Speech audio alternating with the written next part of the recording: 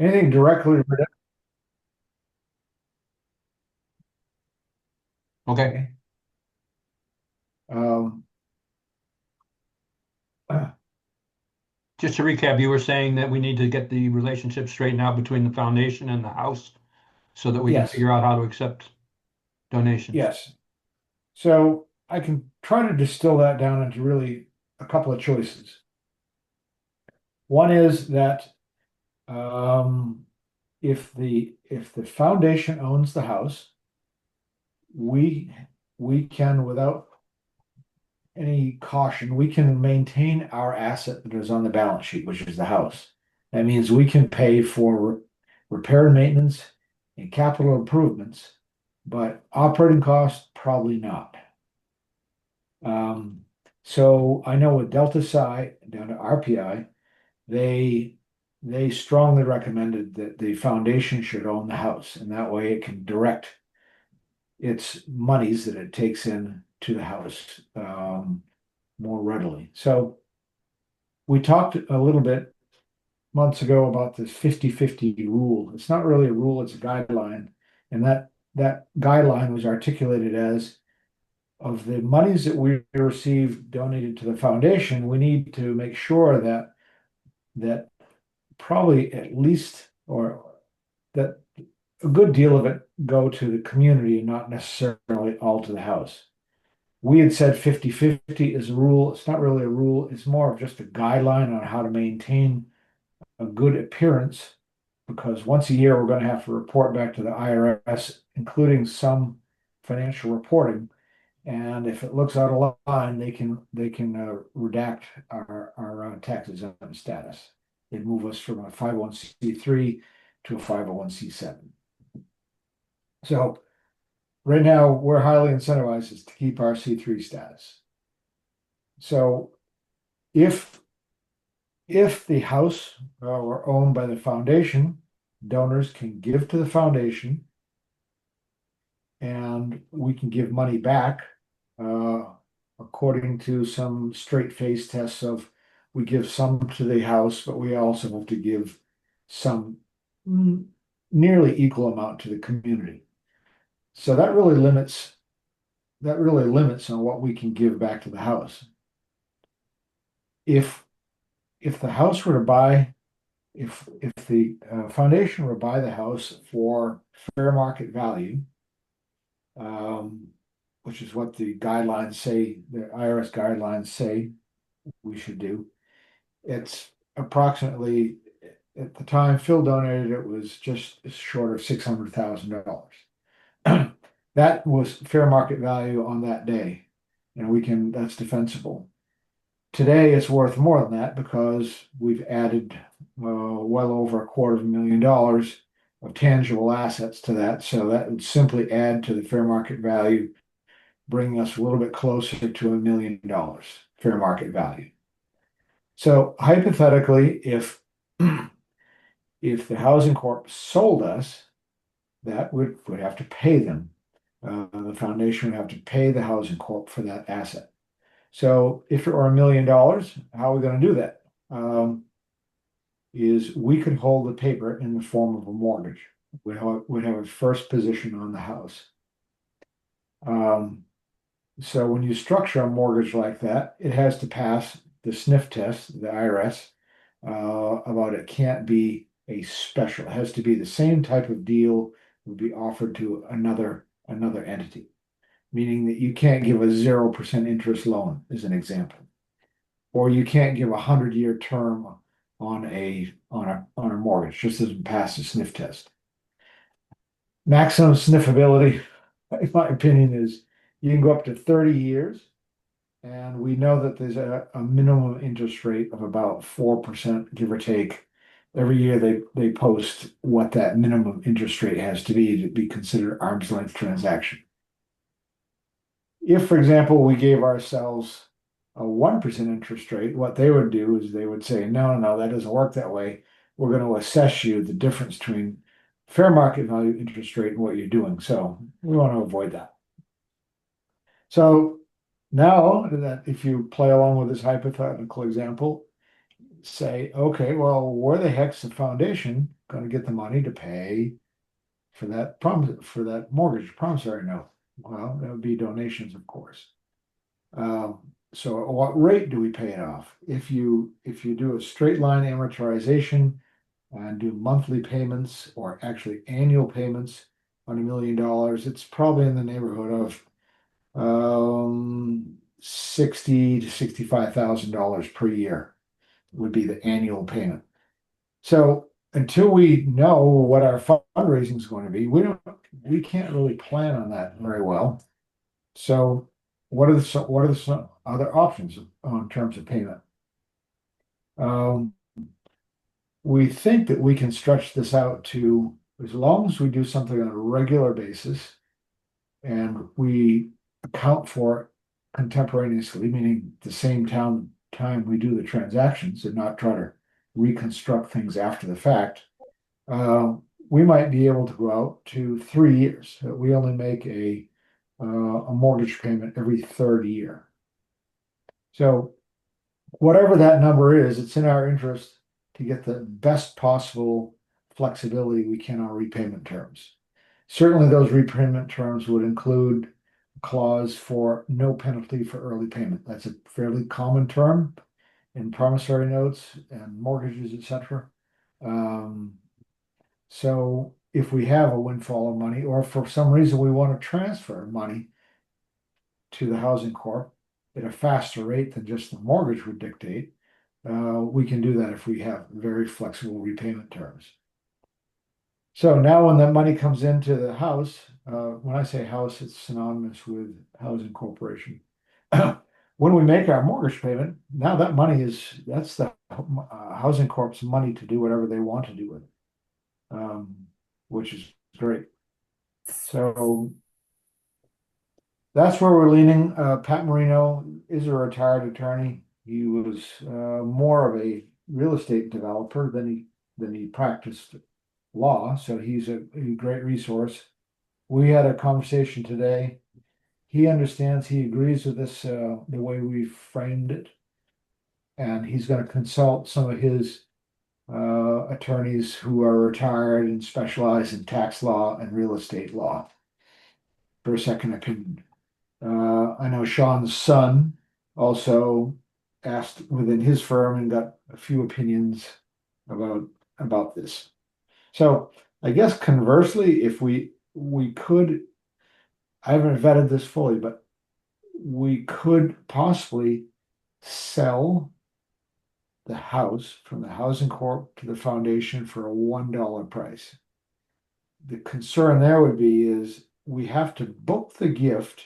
The housing corp has to book the gift at fair market value. Therefore, it has to go on our balance sheet at, say, $600,000 at least.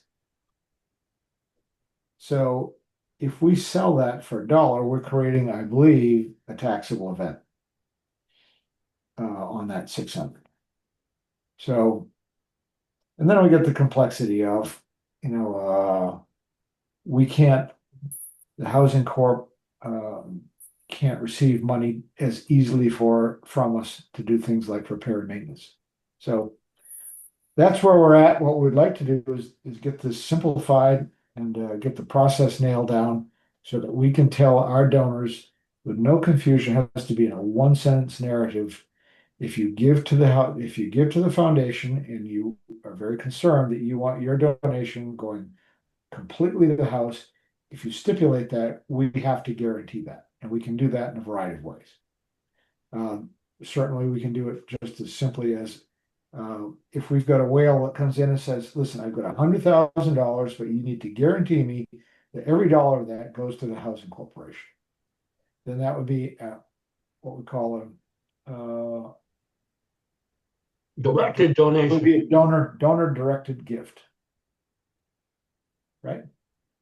So how that money goes over to the housing corp, whether we call it internally, whether we call it repayment of the mortgage or we call it anything else, it shouldn't really matter that we just even need to disclose that, because the money gets to the house with no strings attached. We just need to make sure that we set it up legal and that we understand it. Yes. and we account for it correctly. Right. Accounting's going to be critical. So we'll So, have our attorneys involved, and we'll have Colleen, the bookkeeper, I'm sure. so Colleen, we've had fragmented conversations with several of us. Uh, I, my opinion is, and I think Tom is also, that Colleen is a great candidate to do our books. She's already Just doing the one, housing. one quick thing, Jason. Colleen is the bookkeeper that works for our accountant. So she's setting up QuickBooks and working with the chef to get the invoices in and get them approved and paid and all this other stuff. So for the foundation, she's really booking donations and transfers of money, gifting. She would be our She's bookkeeper not for both making, sides, the foundation and for the house, but keeping them separate. right, she'll be a separate company in QuickBooks. She doesn't make decisions on allocating that money. She just books, she's just a scorekeeper. She's gonna enter the right numbers in the right accounts, the general ledger accounts. Um,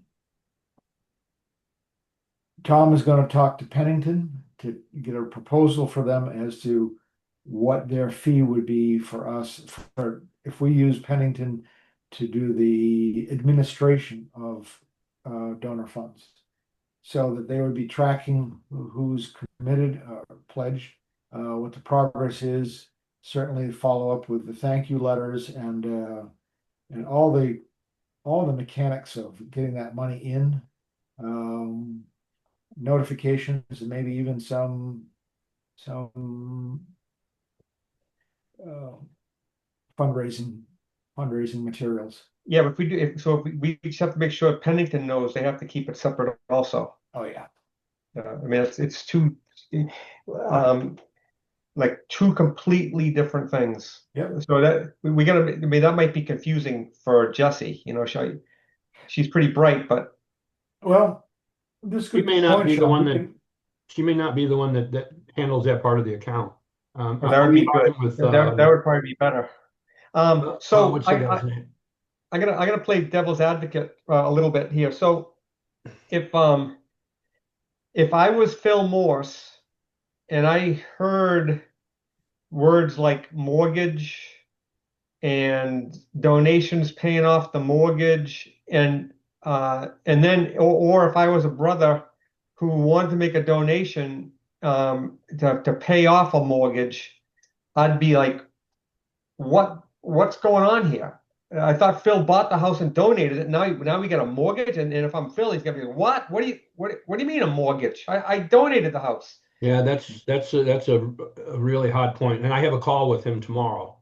Yeah, Tom, I wouldn't even mention this yet because I so the other thing too is um uh so I still think I still think we can push on just the house donating I'm sorry, the housing co-op donating the house to the foundation, because I think there's already been a taxable event, right? So the housing corporation has this asset. Let's just call it $1 million asset, right? Um, I don't know. I don't know anything about tax law, but I think you have to pay tax on an asset. Don't you have to pay tax on the gain of an asset? Only at time of sale. Oh, okay. All right, that's good. So I think we got to poke at um, the housing because I think that was Phil's desire, right? I think Phil just wanted to give the house to an organization that was gonna keep Sigma Chi going, right? Let's just say what it is. I mean, so at the time it was only the housing corporation, but if the foundation existed back then, it would have been the foundation, I think. Yeah. Tom, jump in here. I think we asked him if he minded whether his gift went to the housing corp or the foundation. He said he didn't give a damn as long as the house could open. Right. Yeah, And and just so you know, what my son's opinion, he's asking in his office. He's not my son's. He does securities and mergers acquisition stuff. So, but he's asking in his office some tax attorneys for their input. So I haven't heard back from him today, but I described what was going on. But my son's opinion was, since we're a Delaware nonprofit corporation, he thinks that we don't have to justify anything about where the money goes. Well, That we was got two- that was he said, Dad, you mean you have a 501c3. The government won't and can't. He said can't tell you how you can use the money that gets donated to you. Well, they can, and we've had good advice on that, and that Yeah. is specifically if you, and the word is if you imbue a special privilege to other than the public, then that's a violation of the 501c3. So, for example, we get donations to the foundation, and we give all that money to the Active Brothers and the Housing Corporation. That would be a no bueno because that is that's not a representative segment of Yeah. the public. Yeah. So that's how the rest of it is. We need to spread it out so that we're serving the purposes of the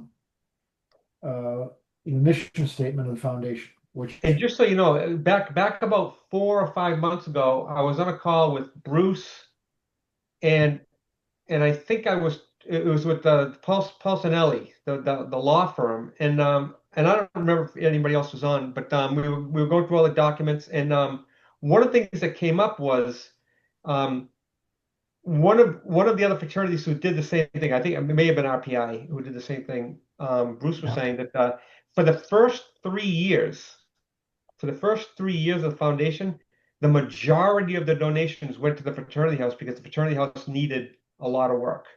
yes, the foundation owned the house. Yeah. And Tom, if I'm wrong, the foundation owned the house and they had just completed a multi-million-dollar renovation. Yeah, yeah. I'm with you. I'm with you on the foundation owning the house. I think that is the right thing.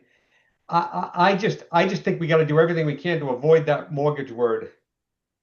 But isn't it? But in reality, we're talking about different stuff here. We're talking about the foundation having a mortgage, the housing corporation that controls the house and takes care of the brothers and the activities in the house has no mortgage at all. They have money coming in. And my Okay. question is, can't as we bring money in, can't they pay in sort of in kind, like with floors and with, other improvements and, can they pay that way as well, as we get going? So let's say we've got a pledge to do some flooring work, right, Blake? Right? Guy from Lewiston, right? Yes, Right. yeah, Rich Vayu. Rich Valu's pledged to replace some flooring. So maybe that's worth fair market value. He's going to tell us that's worth $30,000. There's no money that changes hands. If he's donating it, we say, as owners of the house, thank you for your donation in the amount of $30,000, et cetera, et cetera. And that letter allows him to deduct that. Right, we're paying for the product though.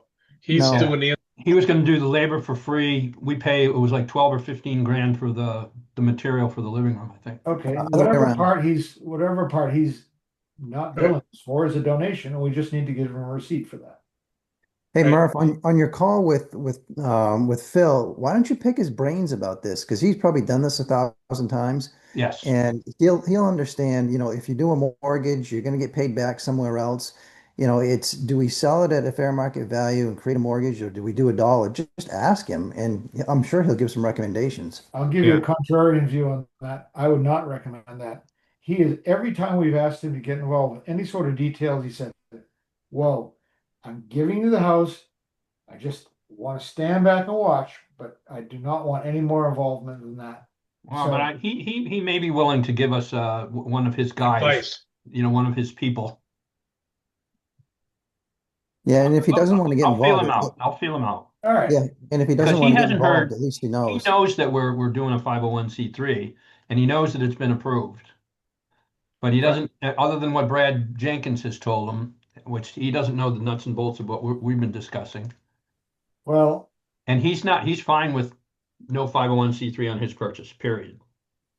I think Sean's advice is dead on, and I think the curse word right now that we can't go outside of this meeting is mortgage. Agreed. Because if all the footnotes about what it means and how it's working don't accompany it with a supported explanation, people can get alienated and say, F that, this idiot's went and borrowed more money. And I don't want to pay off their debt. Oh yeah. Oh yeah. In fact, it's just It a would start tool. it would start to feel like that guy who went to jail, or the housing Moon. guy John Moon. years ago. The John half Moon. moon effect. Got fully mooned. But I Yeah. also think No, that Phil would be concerned about, as long as it's secure and there's no way that we're going to lose the house. If he looks at the foundation and goes, yeah, I'm not quite so sure. I want to understand a whole lot more about the professionalism of that foundation, because the house that I just bought is going to be owned by them. Well, we do have a narrative to create because in fact we're creating this to be more secure.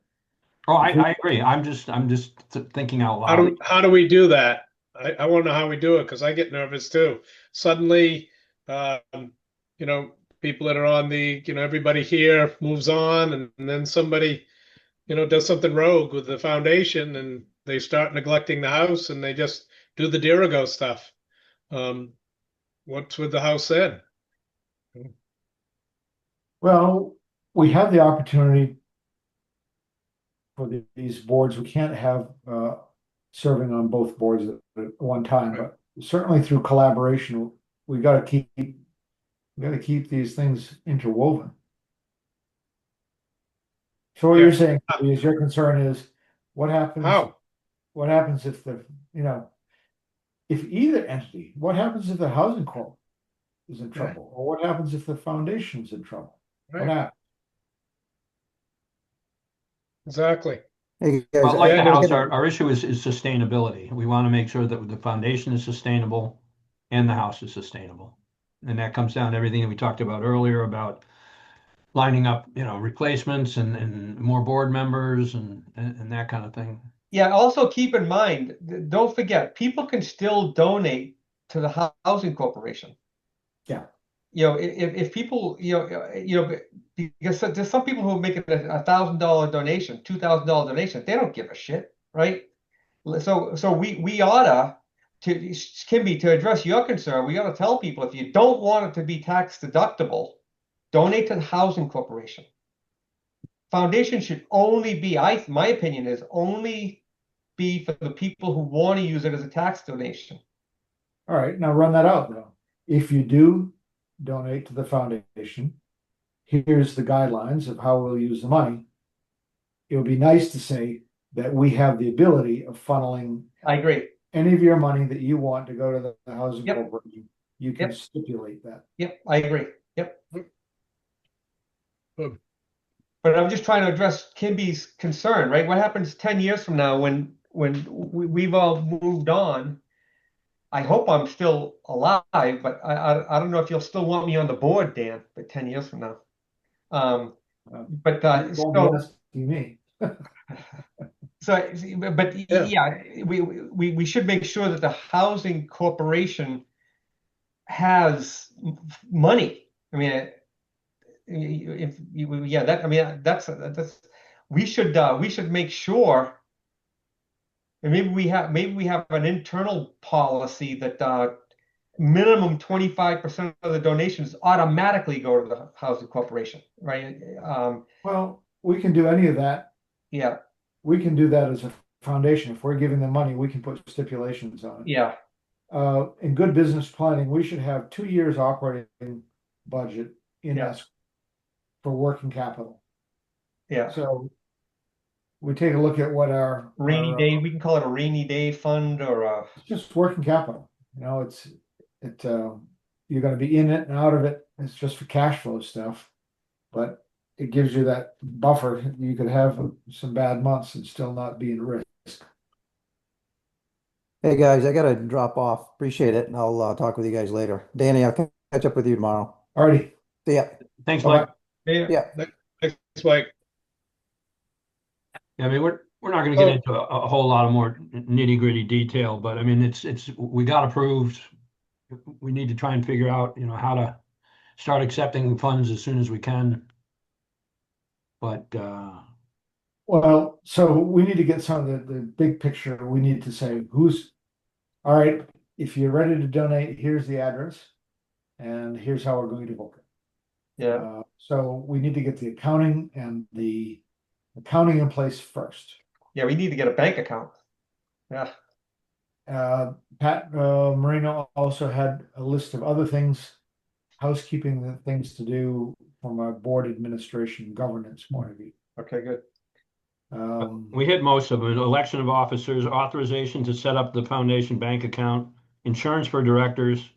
When can we accept money, and who will market the foundation to the whales? So start from the bottom up. Tim O'Halloran and Mike Netto have agreed to do active fundraising.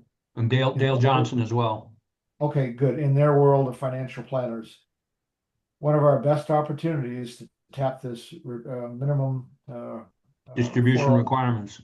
It's the IR minimum distribution, annual minimum distribution. That's the gift that keeps on giving, because if they do it once, they're likely to do it more than once.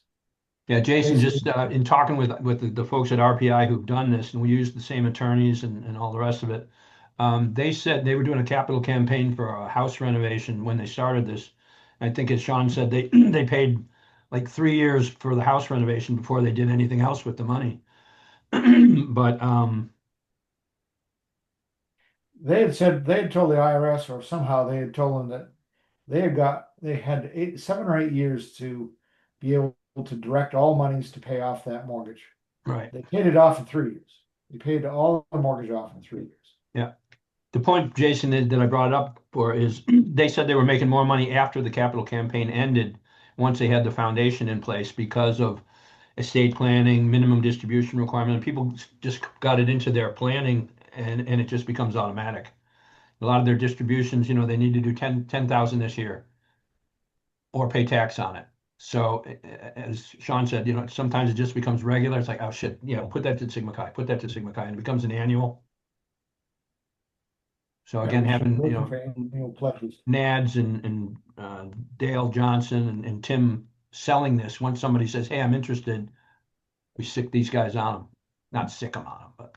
Yeah, so Dan, as the Dirigo board, I think I'm just thinking out loud, but we could say we want to make sure our asset and the group that we've hired to run that asset, the housing corporation, because that's the way it's written in the document, something along those lines, that we want to make sure it always has, to your point, 2 years of a rainy day fund.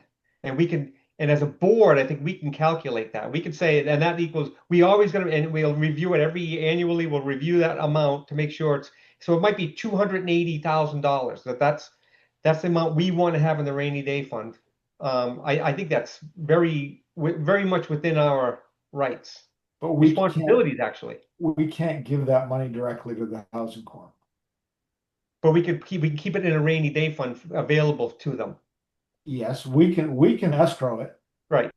But we can't give it to them because that's too much now. That said, we could book the sale for $1, and then down the road we could pay them back for the capital for the improvements that they made. But now we start to get back into owing money and whatever you call it. Yeah, it's that risk of the M word sneaking out. But you're right, Sean. Good point. We can escrow that money on their behalf. Yeah. But you cannot, and it's not a lot of money, so we can do that. It gets a point if you're doing really well on foundations, they only allow you to keep a donation for 3 years. I know that sounds weird, like how do you count those dollars in, but it basically looks at the balances. You can't just accumulate money. You have to you have to be moving that money out, or that's another rule. Really? Yeah. Huh. You're only allowed to accumulate a certain amount of the wealth in the foundation. Now, So all these legal and financial questions, should we be talking to Posinelli about that, or do we need to find somebody local? well, the Posinelli problem is the with firm that Posinelli is did the paperwork for RPI that we copied and then got approved, Jason. this is, you know, we hired them because they're the elite in applying for the 501c3. I Right, don't recommend using them on an ongoing basis. They're far too expensive. They're $700 or $800 per hour. right, but how do we, That's cheap. who makes the calls and, you know, what expenses can go to the house core versus the I don't think that's that difficult to learn. We do need an advisor. I think we can find a tax attorney, Yes, okay. uh, DeFore, Yeah, Dufour? Dufour, yeah. Dufour. But do you want a Sigma Chi being the accountant? Why Well, not? informal advice, I don't mind it, but we need to have somebody that we pay because we want them Good on. point. Yep. This is not, in their world, this is not a very complicated deal if you're a tax attorney. So Dan, I just want to poke at the can't accumulate funds. There's another foundation. I think it's called the University of Maine Foundation that I went on their website just to compare notes while I was doing all this fucking paperwork. And so they've got like $100 million in the bank. Mhm. Yeah. But Sean, there is some rules on how much you can't just continue to save it. I don't know the formula, but I know that Oh. some has to be going out on a regular basis. Oh shit. Yeah. I didn't know that. Okay. You know, I'm familiar with Maine Community Foundation. I was a board member of the Androscoggin County chapter for a number of years, and they run an excellent foundation, and we can learn a lot from them because they're the second largest foundation in the state of Maine. And they have, like you're speaking about, they have a significant amount of monies that they're ready to award if they have applications that meet the criteria. Hmm. And that's not to say, I think our foundation should be applying to Maine Community Foundation for grants. Because we're an outlet. Hmm. That's another source of funding for us. Well, also So just we're gonna be from an operating standpoint, they're successful. Let's just copy what they're doing, not completely, but let's look at their standard operating procedures for project selection, project monitoring, you know, all of that. I was fortunate that I did that. That's what we did is at our committee is we would oversee the request for proposals. We did that on a quarterly basis. We put our RFQs, and if they responded, it had to be in our format. It was an incredibly tedious application process. But I mean, basically, you're talking about defining standard operating procedures for project selection, project management, project. Yes. Then when the committee got all these applications, staff told us which ones didn't really fit. So we sifted it, we filtered it one way then. And then we looked at our criteria. How does this meet our needs? Is this service? Is it a yes or no? We were all about catalyzing, not sustaining. So we might give an entity money to get something started, maybe even give them money like the community garden program in Lewiston was a huge success when all the West Africans immigrants came in. We did that. It was big. They came back. We did that 4 consecutive years. We gave them money, but each time they were growing and diversifying the program, they were not sustaining funds. They were for the development. It's teach them how to fish, not give them fish. So to Tom's point, there's a lot of guidelines that we can glean from them that give us some structure. You definitely got to have an application process, and it needs to be competitive, typically. But can there be things that, I was talking with Tom yesterday a little bit, the idea of we want to do a few basic things to get a sense on how to do things. Mhm. I certainly see the benefit, speaking for the house side of things now, of our kitchen being the one that, provides some of the banquet stuff. Our brothers doing some of the legwork, so they're getting some of the money, the hourly wages stuff, but they're also getting great lifetime experience. It's great exposure for the house to be those kids learning that type of leadership, and to do some of that to get a taste of it without making this be too big and great, and be able to do some smaller, little valuable things that we can see. I mean, I'm working now with an anti-hazing group I've started to reach out to, a quick little weekend anti-hazing conference that had a few speakers, and had a couple events, and bring in a name brand speaker, and you write a budget for it. And something like that comes through, and it makes all the fraternities look good. It makes the university look better. It's a win-win for everybody. I'm just wanting to see the cash flow go that way without this competitive, we're looking for such and such type Well, of when I thing. say competitive, it has to meet our goals. So, for example, if you had an anti-hazing program, and you were requesting funding to sustain that, what would be important is that whatever you're doing for services is available to the other fraternities too. As Yes, soon as you absolutely. start to make any benefit exclusive, you're imbuing what Yeah. they call in legalese, you're imbuing an unjust benefit to a protected class of people. Right. No, I'm just saying the same thing, the fraternity leaders group, Mhm. and we pull that together. And this way we get to have a banquet. We get to bring in a guest speaker, Yeah. stuff that I'm doing for free this year. But down the road, let's have that, something like that grow, and it just benefits more and more people. We bring the sororities in, and then just, stuff like that. You might have something that might be an annual thing like you did in Lewiston to promote everything, and fraternities look better. They rise higher on campus. They're all full. Um, they can put money into their buildings, clean them up. Great That's projects. That's great use of our donated funds. good. Well, I just want to make sure that that was a possibility, because I see so much value there for everyone involved. Huge Um, win. Tom's reaching out to Bruce and Bob, the two main contacts from Delta Psi, just to go over some of the nuts and bolts of what we're talking about. But I know on a number of occasions, probably at least a half a dozen occasions with Bruce, we've said,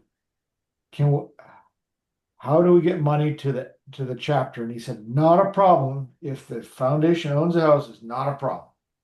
There's many ways we can do that. Cool. I think the foundation needs a shed to store all of this stuff in. Like what? Tables, chairs, tablecloths, uniforms, Grills, deep fryers, stuff they're going to use for philanthropy and Yeah, we could put a fundraising. shipping container Oh, behind the house. you what?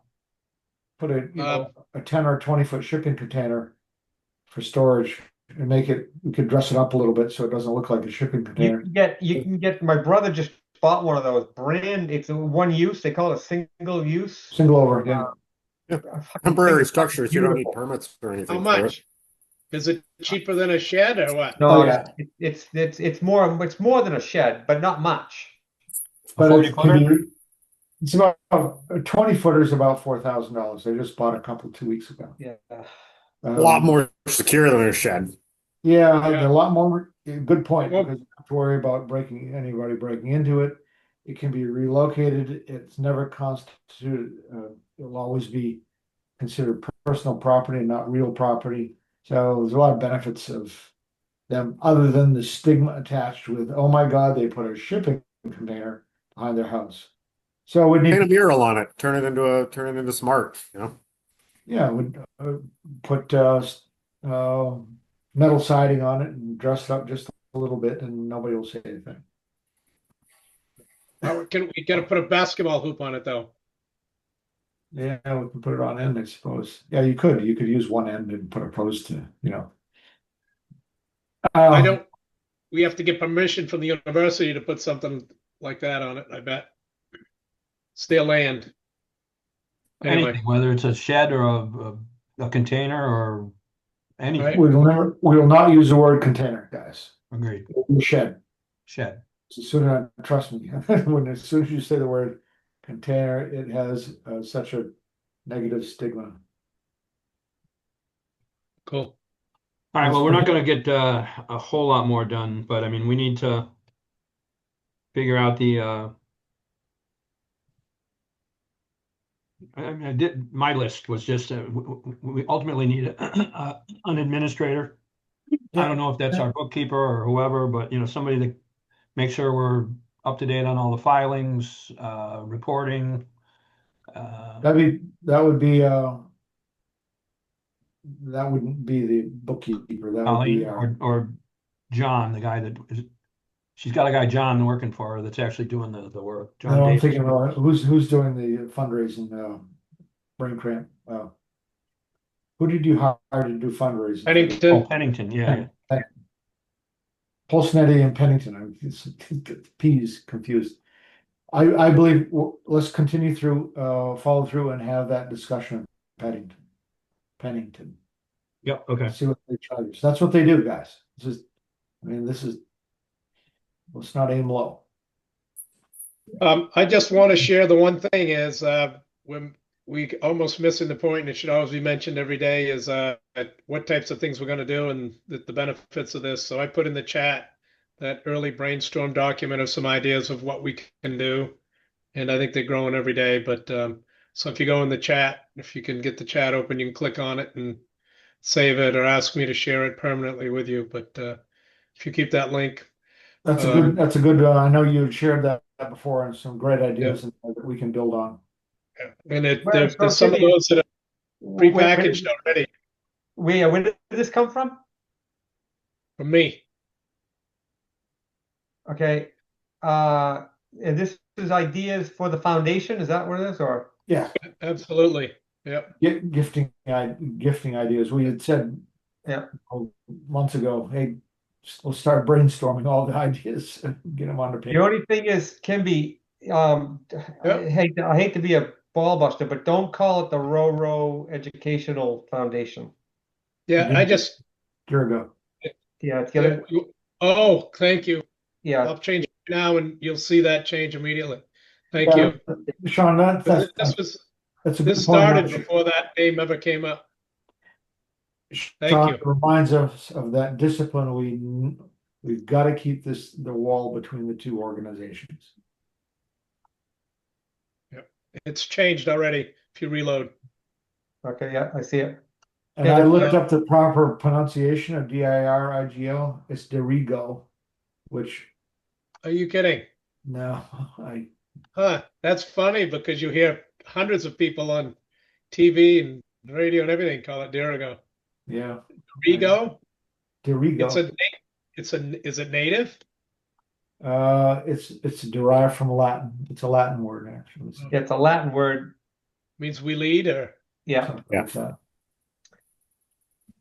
Yeah, because even the Dirigo Credit Union calls themselves Dirigo Credit Union. yeah. I think we're fine. I don't want to call it Dirigo. It sounds snobby, frankly, because the vernacular is in the state of Maine anyway. It's the Dirigo.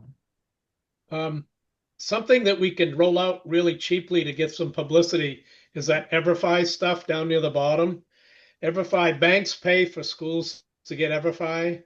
So if we publicized it and somebody that had some knowledge, either me after I get off the culture thing, after we start filling the house, and they've got packaged things and somebody can just help a school get started, and the foundation could take a ton of credit for any or all of those programs that you just try to talk to people and work it into their curricula. What is the program, Sean?